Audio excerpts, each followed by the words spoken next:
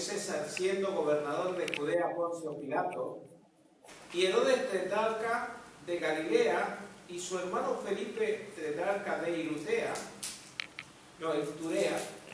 y de la provincia de Traconite, y Lisanías tetrarca de Abilinia. Sí, podrían haber puesto San Salvador, podrían haber puesto Tarragona. Siendo los sumos sacerdotes Ananás y Caifás, vino palabra de Dios a Juan, hijo de Zacarías, en el desierto. Y él fue por toda la región contigua al Jordán, predicando el bautismo de arrepentimiento para perdón de pecados, como está escrito en el libro de las palabras del profeta Isaías, que dice: voz del que clama en el desierto, preparad el camino del Señor, enderezad sus sendas. Todo valle se rellenará y se bajará todo monte collado. Los caminos torcidos serán enderezados y los caminos ásperos allanados, y verá toda carne la salvación de Dios. Y decía a la multitud que salían a ser bautizados por él. ¿Quién estaba bautizando? Juan el Bautista. ¿Y qué les decía Juan el Bautista? Oh generación de víboras, ¿quién os enseñó a huir de la ira venidera? Haced pues frutos dignos de arrepentimiento, y no comencéis a decir dentro de vosotros mismos: tenemos a Abraham por padre, porque os digo que Dios puede levantar hijos a Abraham aún de estas piedras. Y ya también el hacha está puesta a la raíz de los árboles, por tanto, todo árbol que no da buen fruto se corta y se echa en el fuego. Y la gente le preguntaba diciendo: entonces, ¿qué haremos? Y él respondió y le dijo: el que tiene 2 túnicas, dé al que no tiene, y el que tiene que comer, haga lo mismo. Vinieron también unos publicanos para ser bautizados y le dijeron: maestro, ¿qué haremos? Y él dijo: no exijáis más de lo que está ordenado. También le preguntaron los soldados diciendo: ¿y nosotros qué haremos? Y le dijo: no hagáis extorsión a nadie, ni calumniéis, y contentaos con vuestro salario. Como el pueblo estaba en expectativa, preguntándose todos en sus corazones si acaso Juan sería el Cristo, respondiendo Juan diciendo a todos: yo a la verdad os bautizo en agua, pero viene uno más poderoso que yo, de quien no soy digno de desatar la correa de su calzado. Él os bautizará en Espíritu Santo y fuego. Su aventador está en su mano, y limpiará su era, y recogerá el trigo en su granero, y quemará la paja en el fuego que nunca se apaga. Como estas y otras muchas exhortaciones anunciaba las buenas nuevas al pueblo. Entonces Herodes el tetrarca, siendo reprendido por Juan a causa de Herodías, mujer de Felipe su hermano, y de todas las maldades que Herodes había hecho, sobre todas ellas añadió además esta: encerró a Juan en la cárcel. ¿Amén? ¿Tuvo un pequeño problema Juan? ¿Cuando se metió con quién?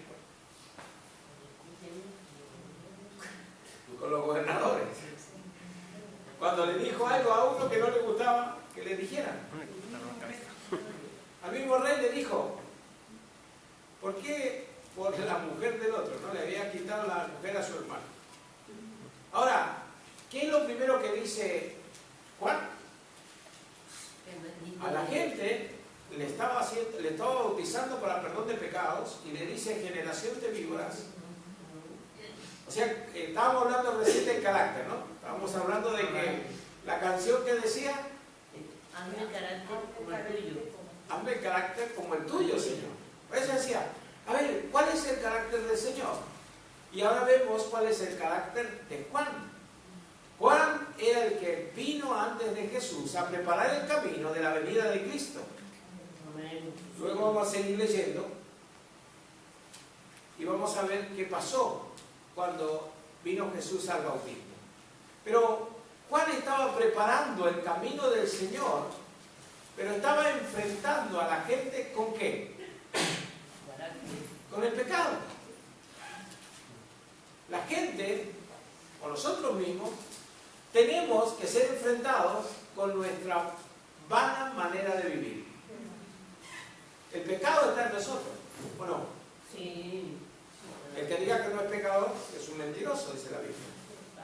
Ahora, cuando nos enfrentamos al pecado y reconocemos que somos pecadores, suceden dos cosas. Si reconocemos, somos perdonados nuestros pecados. Y si no reconocemos, nos enojamos y nos vamos al infierno. Sí, es sencillo. Claro. El que cree, Juan 3:16, ¿qué dice? Porque de tal manera Dios al mundo que será un directo para que todo aquel que se pierda, aquel que el que crea, no se pierda, mas tenga vida eterna. Exacto. Porque no vino Jesucristo a condenar al mundo, sino para que el mundo fuera salvo por él. Amén. O sea, es tremenda la responsabilidad de aquellos que decimos ser cristianos y ahora hablamos de un evangelio descafeinado. Muy light, muy... No, usted venga a la iglesia, no importa. Tiene 3, 4 mujeres, no pasa nada. Ya le vamos a ir perdonando una por una. Ahora, si lo agarran las mujeres no le van a perdonar, pero... A ver, el tema es, ¿qué evangelio estamos predicando? ¿Qué le decimos a la gente? ¿Va a ser prosperada si viene a la iglesia? ¿Va a recibir bendición sobreabundante? Primero va a recibir bendición si usted se arrepiente de sus pecados, porque si no se arrepiente de los pecados, poca bendición va a recibir. ¿Ven? Fíjate que Juan empieza a llamar la atención a la gente. A la gente le dice generación de víbora. ¿Por qué viene? Y le está hablando de un fruto. Le está hablando de que cada uno tiene que tener buenos frutos. Pero cuando se mete con los gobernantes, ¿qué hizo el gobernante? Lo metió en la cárcel. Porque los que tienen los poderes humanos, pues usan de ellos. Ahora, el tema es luego cuando se metan con el Señor. Pero el carácter de cada cristiano se tiene que forjar a medida que va pasando el tiempo. ¿Cómo se forja el carácter de un cristiano? ¿Qué les parece a ustedes? Pidiéndole día a día a Dios que nos ayude. Sí, esa es nuestra parte, pidiéndole. Pero ¿sabes? Dice la Biblia que a veces el Señor nos va probando. ¿No es cierto? Sí. ¿Pero para qué nos prueba? Para ver. Fue interesante, fue muy interesante el martes cuando estuvimos con Manfred, porque él presenta una tesis. ¿Cómo tenemos que estar? Gozosos. La Biblia dice que tenemos que estar gozosos. Ahora, ¿estamos gozosos? No, ¿qué vamos a estar gozosos? Si cuando nos viene una cosa difícil empezamos a zapatear como los niños chicos. Ay, sí, pero después cuando viene la recompensa... Claro, como los niños chicos. ¿Te has portado bien? Te damos un caramelo y qué bien. Hay veces que hasta rápido la Dios, no te creas. Dios. Porque hay veces que nos enfadamos y la prueba viene rapidito y enseguida Dios hace. Dios está formándonos cada día. ¿Ven? Amén. Aleluya. Gina. Verso 21. El capítulo 3 de Lucas, verso 21. Aconteció que cuando todo el pueblo se bautizaba, ¿cuántos venían? ¿Algunos? Todos. Todo el pueblo. Mira qué tremenda bendición. Nosotros que bautizamos aquí en la playa una vez, cuando agarramos 1, 2, 3 o 10 y estamos ahí. Sé contento. Juan el Bautista diciéndole, son una generación de víboras.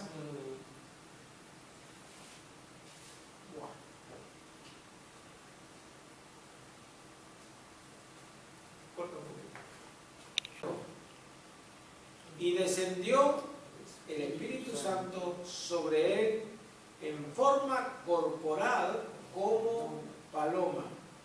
Y vino una voz del cielo que decía: tú eres mi Hijo amado, en ti tengo complacencia. ¿Sí? O sea, lo que estaba haciendo Juan el Bautista era algo de Dios. Dios mismo le habló en el desierto para que él comenzara a bautizar y a preparar. Si leemos Isaías, vamos a ir viendo todo esto, la voz que clama en el desierto y le está preparando el camino al Señor. Y ahora, en el verso 21 dice: y aconteció que cuando todo el pueblo se bautizaba, también Jesús fue bautizado. Ahora, ¿para qué lo que era el bautismo de Juan? Para arrepentimiento de pecados, ¿verdad? ¿Y cómo es que Jesús se arrimó? ¿Qué pecado tenía el Señor? Uno. Pero para que se cumpliera la Escritura, entonces Jesús va la otra escritura de Mateo, de Marcos, y entonces leemos todo eso ahí. Dice: Jesús se acerca y Juan le dice: no te voy a bautizar, yo tendría que tú me tenías que bautizar a mí. Pero él le dice: deja que la Escritura se cumpla. O sea, la Escritura se tiene que cumplir en nosotros hoy. ¿A través de qué? A través de diversas pruebas, a través del crecimiento espiritual que tenemos que tener cada uno de nosotros. ¿Verdad? Ahora, ¿cómo crecemos espiritualmente? Leyendo la palabra, ¿qué más? Dice: alguno podrá crecer o añadir a su estatura un codo. No. Entonces, ¿cómo se crece espiritualmente? Teniendo comunión con el Señor y teniendo conocimiento. Claro, si yo no tengo conocimiento de la Escritura, no voy a saber nada. Entonces, a medida que voy teniendo conocimiento, voy creciendo intelectualmente y espiritualmente. En la convivencia con el Señor y en la convivencia con las demás personas, voy a crecer. ¿Por qué le decía Juan el Bautista a los que venían: generación de víboras? Porque eran fariseos, porque tenían conocimiento, pero la palabra no ha hecho vida en su corazón. Por eso dice: ¿está el Señor dispuesto a qué? A apartar el trigo de la cizaña y de la hojarasca, de lo que no sirve. Pero ¿quién hace eso? El Señor. O sea, lo que tenemos que ver si podemos alcanzar a entender esta noche es que cada uno tiene un propósito en el camino del Señor, una función que debemos hacer, pero también en esa función hay un crecimiento espiritual, tanto humano, ¿no es cierto?, personal, y en la convivencia con los demás. ¿Por qué? Porque en la convivencia con los demás es cuando vamos a ir creciendo. ¿Ustedes qué piensan? ¿Que el Señor, cuando tuvo, cuántos apóstoles tuvo? O sea, ¿cuántos discípulos? 12. ¿Había problema entre los apóstoles? ¿Sí o no? Antes de cuando No, yo hablo hasta que el Señor termina su ministerio. Después sigue, pero igual después tuvieron problemas también. Pero el tema es, cuando convives, cuando tienes una convivencia, tienes problemas. ¿Por qué? Porque no todos somos iguales. Y porque cada uno tenemos una diferente forma de pensar, de ver y de opinar. La opinión de mi esposa me molesta. ¿Qué les parece? ¿Estoy bien o no? Sí, pero me molesta. Yo la respeto. No la he dejado que la firme. Yo la respeto, pero me molesta la opinión. Entonces, ¿quién tiene que crecer? ¿Ella o yo? Ella seguramente. Yo tengo que crecer ¿en qué? ¿En paz, ¿no es cierto? En paciencia, que es lo que nos falta, en conocimiento bíblico, porque si yo conozco la Biblia, sabré cómo responderle, sabré cómo hablar, ¿verdad? Entonces, porque tenemos lucha contra ¿qué? Contra sangre, no tenemos Potestades de las Porque no tenemos lucha contra sangre ni carne, sino contra potestades de las tinieblas, gobernadores de este siglo. ¿Y dónde vienen? Al pensamiento. Y estamos conviviendo cada día con personas que hablan mal, se expresan mal y están hablando mal de Dios. Y convivimos con la gente. Pero nosotros tenemos que ser diferentes. Por eso es que cuando Jesús es bautizado, ¿qué sucede? ¿Lo mismo que sucedía con todo el pueblo? No. No. Sucedió algo sobrenatural. Amén. Se abrió el cielo. Digo, ¿cómo sabes tú que se abrió el cielo? Evidentemente hubo algo sobrenatural que para que el que escribe diga se abrió el cielo, evidentemente algo sobrenatural y una voz ahí donde está, y una voz que dijo: Tú eres mi hijo amado, Te tengo complacencia. tú eres mi hijo.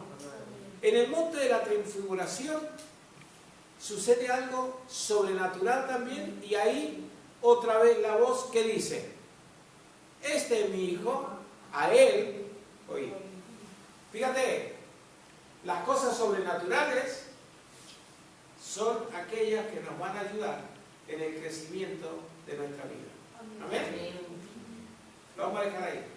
Que el Señor les bendiga hasta el borde de sus vestiduras, como el rocío del monte, que desciende sobre los montes de Sión, porque allí envía Jehová bendición y vida eterna. Amén. ¿Usted estará de acuerdo conmigo que el Señor envía a este lugar bendición Amén. y vida eterna? Amén. Porque es delicioso, dice, habitar los hermanos juntos y en armonía. Ahora, fíjate qué tremenda promesa de Dios, porque si estamos juntos y en armonía, ¿no es cierto? Dice, mirá qué delicioso es. ¿Qué va a enviar el Señor? Bendiciones. ¿Y qué más? Y vida eterna. O sea que los que estamos en este lugar vamos a recibir o hemos recibido la promesa de vida eterna. Amén. Pero para poder estar en comunión, para poder tener esta relación humana, necesitamos algo más.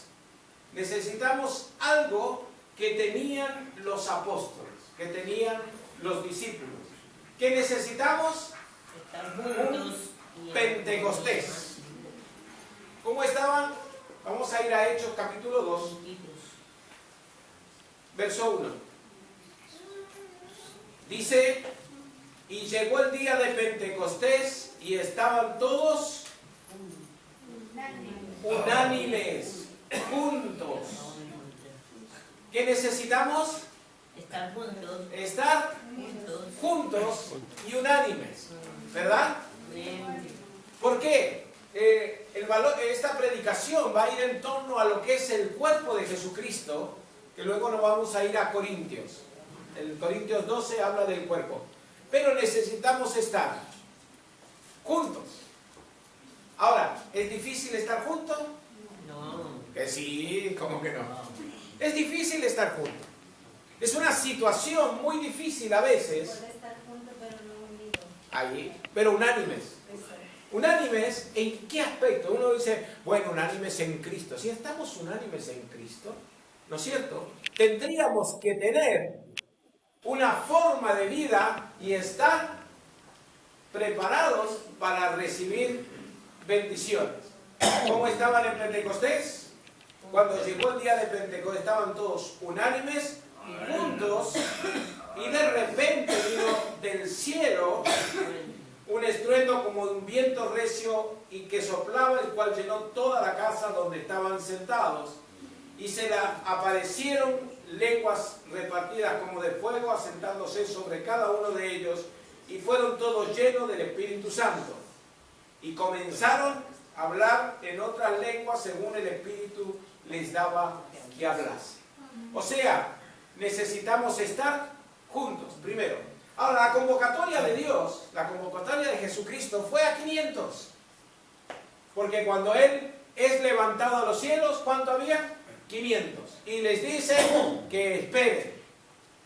¿Y cuánto estaban ahora esperando? 120. Algunos, pues, bueno, es normal, se habrá ido a la casa a arreglar sus cosas. Algún otro habrá querido prepararse mejor. Alguno dice, bueno, ya iré. Alguno se perdió la bendición porque dijo, ¿será cierto esto? ¿Será cierto que vendrá algo más? Pero la pregunta que nos hacemos es, ¿por qué estos 120 recibieron bendición? ¿Qué les parece? Porque estaban juntos. Porque estaban. ¿Qué necesitas hacer? Prender la luz.